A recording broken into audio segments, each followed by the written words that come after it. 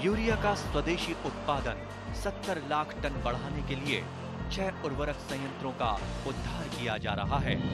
FCIL के गोरखपुर, सिंदरी, तलचर और रामागुंडम संयंत्र, HFCL की बरौनी इकाई और BVFCL की नामरू फोर्थ।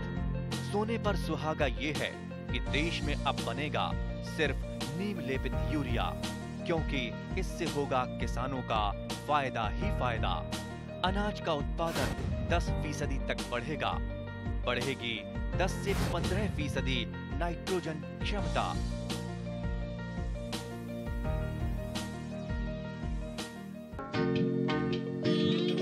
অসমৰ জৈৱিক কৃষি খণ্ডই বৰ্তমান আন্তঃৰাজ্যিক তথা আন্তঃৰাষ্ট্ৰীয় পৰ্যায়ত সকলোৰে দৃষ্টি আকৰ্ষণ কৰিবলৈ সক্ষম হৈছে। ভাৰতৰ প্ৰথম সেউজ বিপ্লৱৰ সময়ছোৱাৰ পৰাই যথেষ্ট পৰিমাণৰ ৰাসায়নিক সাৰ, কীটনাশক আদিৰ ব্যৱহাৰৰ পৰম্পৰা আৰম্ভ হয়। উৎপাদনৰ দৃষ্টিকোণৰ পৰা উন্নত মানদণ্ডৰ বীজ ব্যৱহাৰৰ প্ৰাৰম্ভিক এই কালছোৱাত ৰাসায়নিক সাৰ তথা কীটনাশকৰ প্ৰচলনে উৎপাদন বৃদ্ধিত সহায়ক হ'ল আৰু দেশৰ খাদ্য উৎপাদনৰ বৃদ্ধিয়ে বৰ্ধিত জনসংখ্যাৰ প্ৰয়োজন পূৰণ কৰিবলৈ সক্ষম হয় আৰু লগতে দেশে খাদ্য উৎপাদনৰ ক্ষেত্ৰত স্বনিৰ্ভৰ হ'বলৈ সামৰ্থ্যৱান হয়। অসম তথা উত্তৰ পূৰ্বাঞ্চলত সেউজ বিপ্লৱৰ প্ৰভাৱ নপৰাকৈ পৰম্পৰাগত কৃষিকাৰ্যৰ প্ৰচলন অব্যাহত থাকে। পিছৰ পৰ্যায়ত অসম তথা উত্তৰ পূৰ্বাঞ্চলত অঞ্চল বিশেষে ৰাসায়নিক সাৰ আদিৰ ব্যৱহাৰ হয় যদিও তুলনামূলকভাৱে অন্য ৰাজ্যৰ তুলনাত নগণ্য বুলি ক'ব পাৰি। বিশেষকৈ এই অঞ্চলৰ কৃষকসকল পৰম্পৰাগতভাৱে জৈৱিক কৃষিকাৰ্যৰ প্ৰতি আগ্ৰহী। ইয়াৰ বাবে ৰেচম পালন, মৌ পালন আদি কাৰ্যসমূহেও কৃষকৰ মাজত প্ৰভাৱ পেলায়। কৃষিখণ্ডত ঋণাত্মক প্ৰভাৱ নোহোৱাৰ বাবে বৰ্তমান সমগ্ৰ বিশ্বই জৈৱিকভাৱে উৎপাদিত সামগ্ৰী ক্ৰয়ৰ বাবে অসম তথা উত্তৰ পূৰ্বাঞ্চলৰ ওপৰত দৃষ্টি নিক্ষেপ কৰিছে। অলপতে খানাপাৰাৰ পশু চিকিৎসা বিজ্ঞান মহাবিদ্যালয়ৰ খেলপথাৰত 3দিনীয়া কাৰ্যসূচীৰে 3 পৰা 5 ফেব্ৰুৱাৰী 2023 প্ৰথম আন্তৰ্জাতিক এক্সপো 1 2023 অনুষ্ঠিত হৈ যায়। চিমফেডৰ পৃষ্ঠপোষকতাত অনুষ্ঠিত এই প্ৰদৰ্শনীত কেন্দ্ৰীয় চৰকাৰৰ বহু অনুষ্ঠান প্ৰতিষ্ঠানৰ লগতে ৰাজ্য চৰকাৰেও সহযোগ কৰে। প্ৰদৰ্শনীস্থলীত ৰাজ্য চৰকাৰৰ অধীনৰ কৃষি আৰু উদ্যান শস্য আৰু খাদ্য সংসাধন সঞ্চালকালয়ৰ লগতে জৈৱিক সামগ্ৰী উৎপাদনত ব্ৰতী অসম তথা উত্তৰ পূৰ্বাঞ্চলৰ কৃষক উৎপাদক সংস্থাৰ লগতে বিভিন্ন চৰকাৰী বেচৰকাৰী প্ৰতিষ্ঠানে অংশগ্ৰহণ কৰে। 1946 চনতে আনন্দ গুজৰাটত প্ৰতিষ্ঠা হোৱা আমুল দেশৰ ভিতৰতে অগ্ৰণী এক সমবায় প্ৰতিষ্ঠান। গুজৰাটৰ 37 লাখ গাখীৰ উৎপাদক এই সমবায়খনৰ লগত জড়িত হৈ দুগ্ধ উৎপাদনত এক মুখ্য ভূমিকা ল'বলৈ সক্ষম হৈছে। বছৰি 60,000 কোটি টকাৰ লেনদেন হোৱা এই প্ৰতিষ্ঠানটোৱে শেহতীয়াকৈ জৈৱিকভাৱে উৎপাদিত আটা, তেল, চাউল আদিৰ ব্যৱসায়িক ক্ষেত্ৰখনত খোপনি পুতিবলৈ সক্ষম হৈছে। প্ৰদৰ্শনীত লগ পোৱা আমুলৰ মুখ্য জৈৱিক বিষয়া শ্ৰী নিমিত দোষী আৰু শ্ৰী অপূৰ্ব মিশ্ৰই আমুলৰ আৰম্ভণি জৈৱিক ক্ষেত্ৰখনত আমুলৰ স্থিতি সম্পৰ্কত এনেদৰে ব্যক্ত কৰে।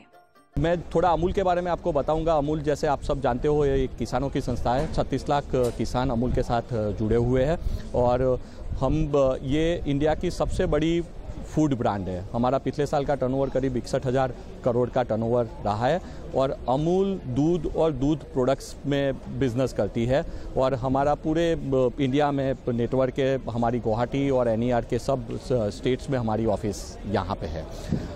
अगर हम अमूल के फिलॉसफी में बात करें तो मैं थोड़ा उसमें बात करना चाहूँगा कि अमूल एक फार्मर ऑर्गेनाइजेशन है, तो हमारा हमेशा 2 ऑब्जेक्टिव पे हम काम करते हैं। एक ऑब्जेक्टिव होता है वैल्यू फॉर मनी कि जो और दूसरा होता है वैल्यू फॉर मैनी। तो वैल्यू फॉर मनी मतलब कि जो कस्टमर जो हमारे अमूल ब्रांड पे ब्लाइंडली ट्रस्ट करते हैं उनको हम क्वालिटी प्रोडक्ट एक रीजनेबल प्राइस पे दे, वो हमारा एक पहला ऑब्जेक्टिव रहता है। और दूसरा हमारा ऑब्जेक्टिव रहता है वैल्यू फॉर मैनी, मतलब जो 36 लाख किसान हमारे साथ जुड़े हुए हैं उनको हम एक अच्छा प्राइस उनके दूध क्या दे सके। तो अमूल एक ब्रिज है, एक कोऑपरेटिव संस्था है कि जो एक तरफ कस्टमर के बारे में सोचती है और दूसरी तरफ फार्मर के बारे में सोचती है। अगर हम ऑर्गेनिक की बात करें तो आज ये ऑर्गेनिक एक्सपो में अमूल रिसेंटली ये पार्टिसिपेट कर रहा है।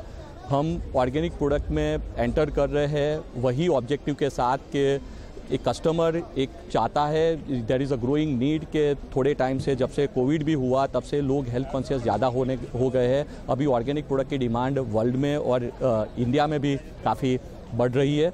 तो एक तरफ कस्टमर चाहते हैं कि अच्छी क्वालिटी का जेन्युइन ऑर्गेनिक प्रोडक्ट उनको मिले और दूसरी तरफ एक फार्मर का प्रॉब्लम होता है कि वो ऑर्गेनिक प्रोड्यूस करते हैं बट उनको एक मार्केट लिंकेज मिल नहीं रहा है। तो अमूल की एंट्री विद सेम ऑब्जेक्टिव है कि जो फार्मर को एक अच्छा रेट दे सके, अच्छा प्रोडक्ट उसके जो प्रोड्यूस कर रहे हैं उसका एक अच्छा प्राइस मिल सके और साइमल्टेनियसली कस्टमर को एक अच्छी ट्रस्टेड प्रोडक्ट ऑर्गेनिक प्रोडक्ट मिले। Amul almost 75 year old brand एटा आमार इते और आमार नॉर्थ ईस्टते आमार ऑफिस 83 पर ऑफिस आछे और एटिया अर्गेनिकत जेटिया आमी हुमाइछो इते तेटिया अर्गेनिकत आमी नॉर्थ ईस्टर पराओ सोर्सिंगर आमार प्लान आछे। जेनेके आपनालोके जाने कि नॉर्थ ईस्ट बाय डिफल्ट बहुत जगह अर्गेनिक प्रोडक्शन है नॉर्थ ईस्टर। तो आमी नॉर्थ ईस्टर जी फार्मार्स आछे जेबिलाक अर्गेनिक प्रोडक्शन करी आछे इहतर बेनिफिटर कारणे आमार प्लान आछे कि इते आमार डिफरेंट प्रोडक्ट्स जेनेका जोहा राइस आछे तार पिछते आदा आछे हालदी आछे। तो एबिलाक प्रोडक्ट जेबिलाक माने फार्मारे प्रड्यूस करी आछे और बर्तमान इहते एटुर दाम पोৱা নাই एक्चुअली मार्केटत इहते अर्गेनिक बुली दामटो पोৱা নাই जेटु माने पाब लागिছিলে। तार कारणे आमार माने फ्यूचर प्लान आछे कि आमी यार परा फार्मार्स बिलाकर परा आमी एटु प्रक्योर करी आमी एटु ऑल इंडिया और लागिले एक्सपोर्टो करा जाबो यार परा। আপোনাৰ মাৰ্কেটিং দৃষ্টিকোণৰ পৰা মাৰ্কেটিং ব্যৱসায়িক দৃষ্টিকোণৰ পৰা আমাৰ যিখিনি স্থানীয় FPC গঢ়লৈ উঠিছে তেওঁলোকৰ কেনেকুৱা ধৰণৰ তেওঁলোকে কাৰ্যক্ৰম কৰিব লাগে?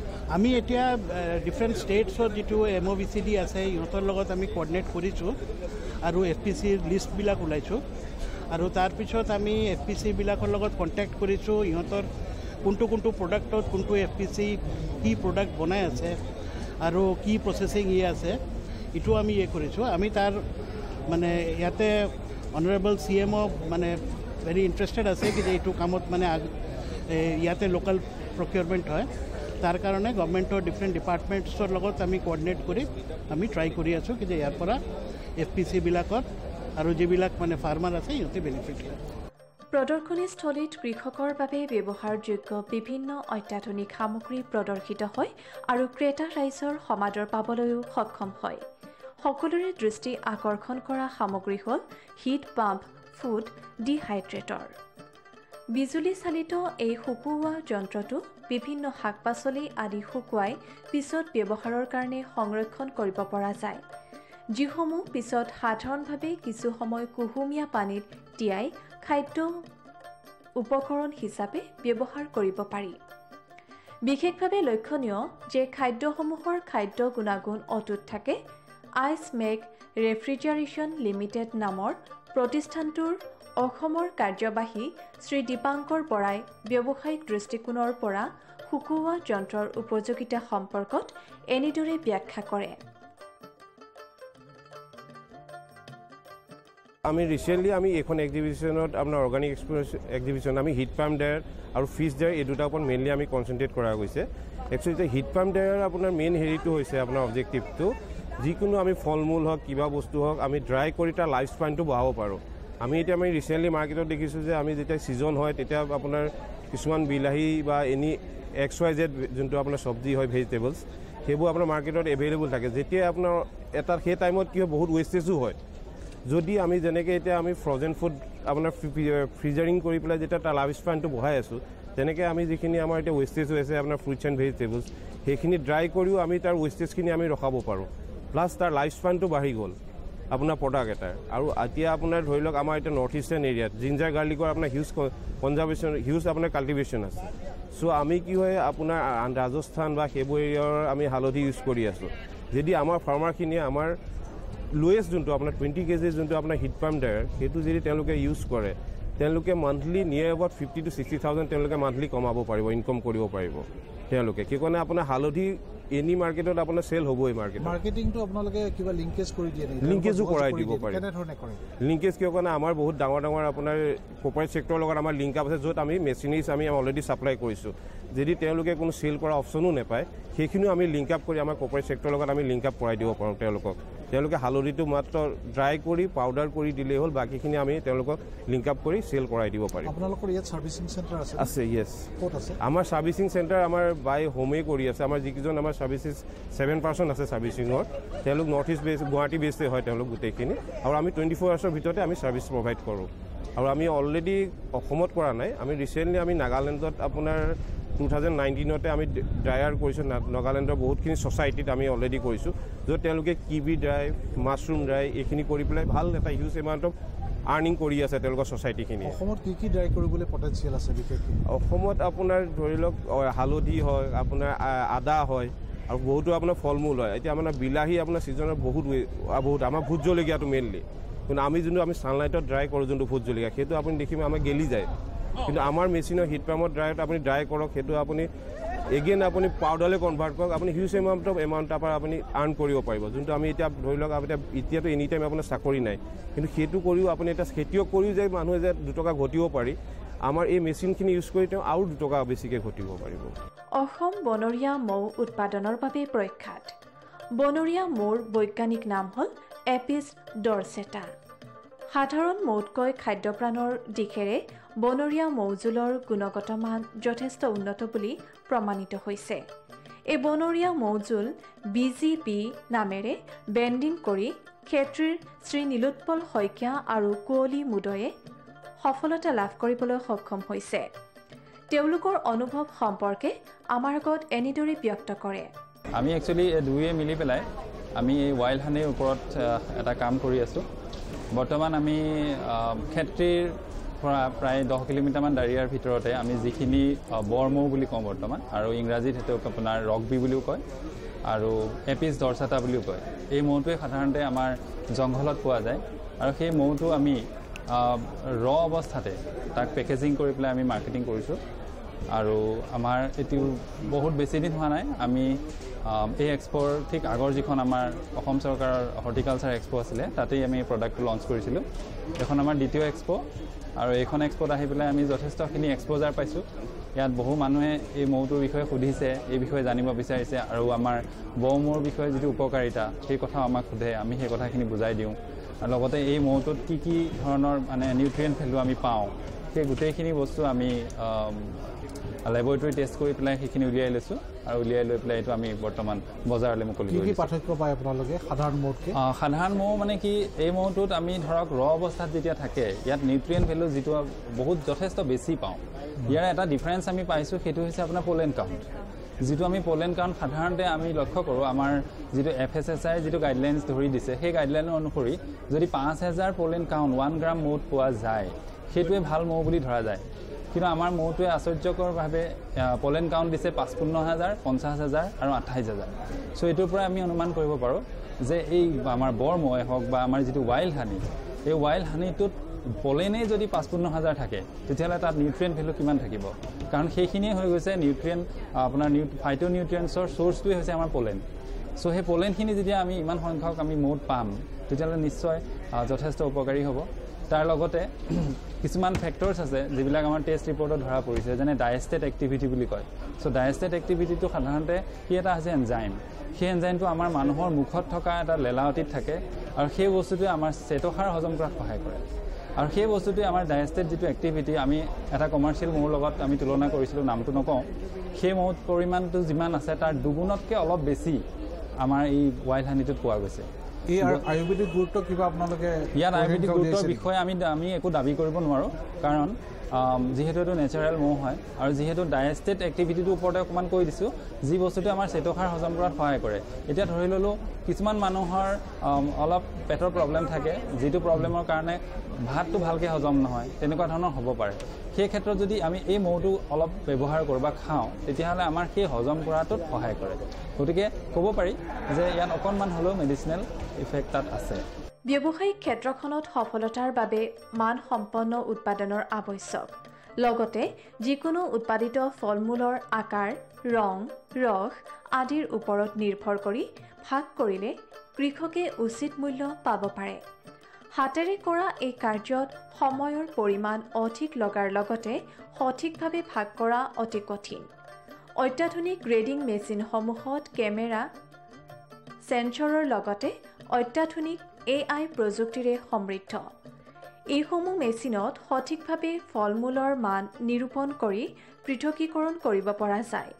ফলস্বৰূপে কৃষকে নিজৰ উৎপাদিত সামগ্ৰীত অধিক মূল্যমান পোৱাৰ অৱকাশ থাকে। প্ৰদৰ্শনীস্থলীত প্ৰদৰ্শন হোৱা গ্ৰেডিং মেচিন সম্পৰ্কত সিল্ক ইনভেশ্যন প্ৰাইভেট লিমিটেডৰ বিক্ৰয় সঞ্চালক শ্ৰী নীতিন গুপ্তাই এনেদৰে প্ৰদৰ্শন কৰি বুজাই কয়।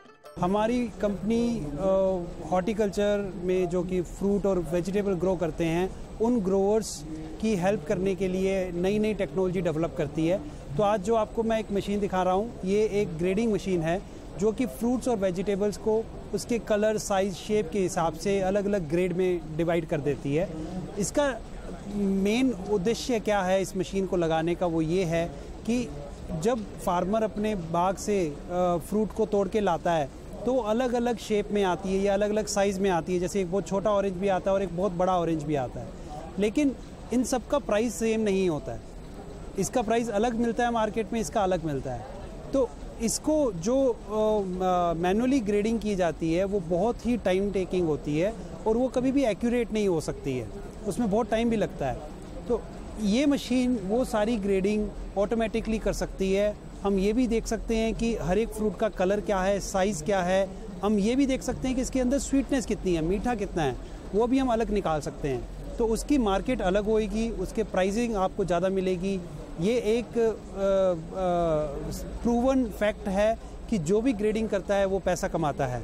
अगर किसान के बाग से कोई फ्रूट को लेके जाता है क्रेट में भर के, वो अपने पैक हाउस पे जाकर ग्रेडिंग करेगा, तो ग्रेडिंग का जो 20 से 30% जो ज़्यादा मुनाफा होना चाहिए, जो प्रॉफिट होना चाहिए, वो बीच का ट्रेडर ले गया। वही चीज़ अगर फार्मर के पास में आ जाए तो 20 से 30% जो एक्स्ट्रा इनकम जनरेट हो रही है वो फार्मर के पास ही रह सकती है। तो ये वैल्यू एडिशन का बहुत बड़ा एक प्रोसेस है जो कि किया जा सकता है और इस मशीन के ज़रिए। और सेब है जैसे, या फिर किन्नू हैं, ऑरेंजेस हैं, जो नागपुर सिट्रस है, वहाँ पर ये मशीन्स ऑलरेडी यूज़ में हो रही हैं, जहाँ पर किसान इस मशीन को अपने फार्म पे लगाते हैं ताकि उसका ग्रेडिंग का जो बेनिफिट है वो डायरेक्टली किसान को ही मिल सके। সঁচাকৈয়ে অসমৰ জৈৱিক কৃষি খণ্ডলৈ এক উৎসাহৰ ঢল বৈছে।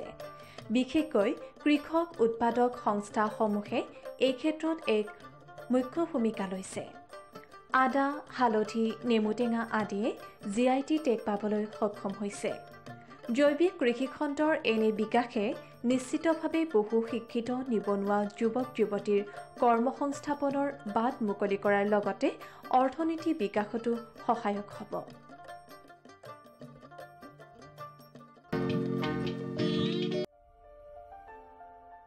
ভাৰত চৰকাৰৰ প্ৰতিটো প্ৰয়াস কৃষকৰ প্ৰগতিত দি আছে এটা নতুন বিশ্বাস।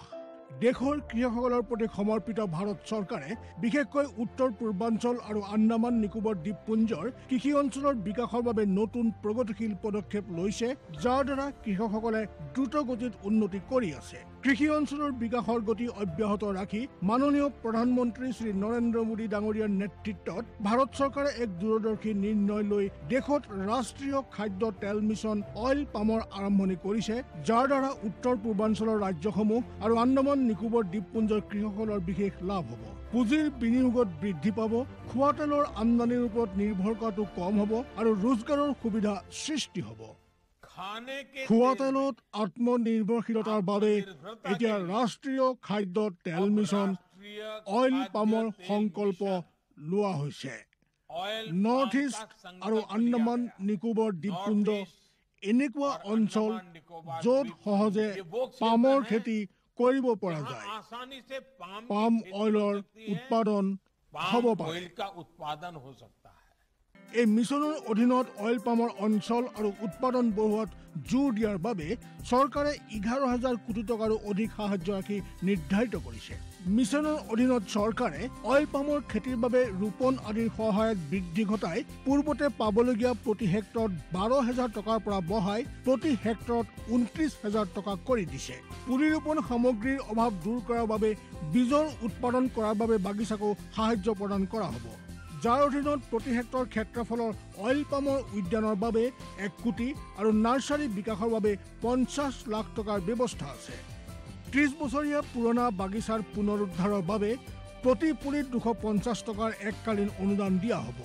উত্তৰ পূৰ্বাঞ্চল আৰু আন্দামানৰ বিশেষ সাহায্যৰ অধীনত তাৰ অঞ্চলৰ গাঁথনি, জলবায়ু আৰু অন্য পৰিস্থিতি অনুসৰি বিভিন্ন দিশত যেনে হাফ মুন টেৰেছত প্ৰতি হেক্টৰত 4,000 টকা, জেওৰা, বায়োফেন্সিং তথা লেণ্ড ক্লিয়াৰেন্সৰ বাবে প্ৰতি হেক্টৰত 7,000 টকা আৰু একত্ৰিত খেতিৰ বাবে প্ৰতি হেক্টৰত 10,000 টকাৰ ব্যৱস্থা আছে। প্ৰাৰম্ভিক 4 বছৰৰ সময়ত ৰক্ষণাবেক্ষণ আৰু অন্তৰ ফচলৰ বাবে প্ৰতি হেক্টৰত 50,000 টকাৰ ব্যৱস্থা আছে। কৃষকৰ বাবে ৰোজগাৰৰ সুবিধা সৃষ্টি কৰা আৰু উদ্যোগসমূহক উদগনি জনোৱাৰ বাবে 5 মেট্ৰিক টন প্ৰতি ঘণ্টা ক্ষমতাযুক্ত নতুন পাম অইল মিছনৰ প্ৰতি গোটৰ বাবে 5 কোটি টকালৈকে অনুদানৰ ব্যৱস্থা আছে আৰু ক্ষমতাত বৃদ্ধি পালে অতিৰিক্ত ধনৰাশিৰো বিকল্প আছে। আমাৰ দৰে কৃষকৰ অইল পাম মিছনৰ পৰা বহুত আশা আছে। আমাৰ লাগিছে এই যোজনা আমাৰ বাবে লাভজনক হ'ব আৰু ইয়াৰ দ্বাৰা আমাৰ উপাৰ্জনো বাঢ়িব। অইল পামৰ কৃষকসকলে সতেজ ফলৰ থোক অৰ্থাৎ FFBৰ উৎপাদন কৰে, যাৰ বৰ্তমান মূল্য আন্তঃৰাষ্ট্ৰীয় মূল্যত হোৱা উঠানামাৰ আধাৰত নিৰ্ণয় লোৱা হয়। প্ৰথমবাৰ কেন্দ্ৰীয় চৰকাৰে সতেজ ফলৰ থোকৰ মূল্যৰ বাবে কৃষকসকলক আশ্বাস দিছে। ইয়াক প্ৰকৃত মূল্য বা BP বুলি ক'ব পাৰি, অৰ্থাৎ কৃষকসকলৰ কোনো লোকচান হ'বলৈ দিয়া নহ'ব। এই ব্যৱস্থাৰ দ্বাৰা কৃষকসকলৰ বজাৰৰ মূল্য উঠানামাৰ পৰা সংৰক্ষণ প্ৰাপ্ত হ'ব। প্ৰকৃত মূল্য BP নিৰ্ধাৰণ কৰাৰ আৰম্ভণি 1 নৱেম্বৰৰ পৰা হ'ব আৰু অহা বৰ্ষৰ 31 অক্টোবৰলৈকে অব্যাহত থাকিব। ইয়াক অইল পাম বৰ্ষ বুলি কোৱা হ'ব। ইয়াৰ দ্বাৰা উত্তৰ পূৰ্বাঞ্চলৰ ৰাজ্যসমূহ আৰু আন্দামান নিকোবৰ দ্বীপপুঞ্জত খেতি বৰ ভাল হ'ব আৰু কৃষকসকলে আনন্দৰ হাঁহি মৰাৰ এটা নতুন কাৰণ পাব। किसान भाइयों गांठ बांध लो, गांठ बांध लो, बहुत बहुत है काम की, समृद्धि के पैगाम की। मिट्टी के मिजाज को समझो, मिट्टी के हर राज को समझो, मिट्टी की तुम जांच कराओ, मुफ्त सॉइल हेल्थ कार्ड ले जाओ। कभी मुनासिब बीज लगाओ, सही किस्म की खाद ले आओ, जितनी जरूरी उतनी डालो, सही मात्रा खुद पहचानो, इसको अपना मंत्र बना लो, मिट्टी की सेहत तो जानो।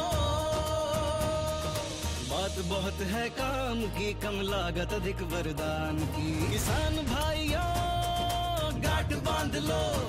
आज ही मिट्टी की जांच कराएं, राज्य सरकार के कृषि अधिकारी से संपर्क करें और मुफ्त में सॉइल हेल्थ कार्ड पाएं। कृषि और किसान कल्याण मंत्रालय द्वारा किसान हित में